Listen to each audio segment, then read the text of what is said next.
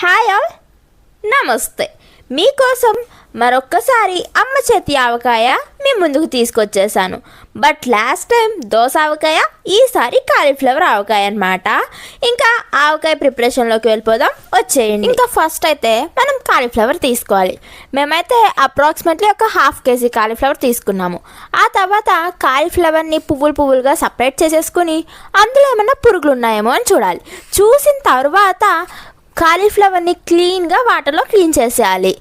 ఇంకా నెక్స్ట్ వచ్చేసి ఈ కాలీఫ్లవర్ మొత్తాన్ని బాయిల్ చేసుకోవాలి అనమాట.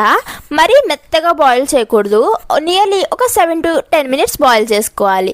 మరీ మెత్తగా బాయిల్ చేయకూడదు, కానీ కాలీఫ్లవర్ కుక్ అయ్యే వరకు బాయిల్ చేయాలి.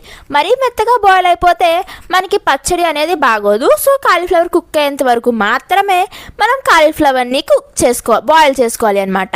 ఇంకా బాయిల్ చేసేసుకున్నాక వాటర్ అన్ని సపరేట్ చేసేసి ఈ కాలీఫ్లవర్ని మనం ఆరబెట్టుకోవాలి, లేదంటే ఎండలో ఎండబెట్టుకోవాలి. మేమైతే ఇంకా ఎండలో ఎండబెట్టేసుకున్నాము. మనం వీడియోలో చూపిస్తున్న విధంగా ఫస్ట్ కాలీఫ్లవర్ని బాయిల్ చేసేసి ఆ తర్వాత కాలీఫ్లవర్ని ఎండబెట్టాలి. ఇంకా 1/2 kg కాలీఫ్లవర్కి ఒక 100 grams కారం అండ్ 70 grams ఉప్పు అనమాట.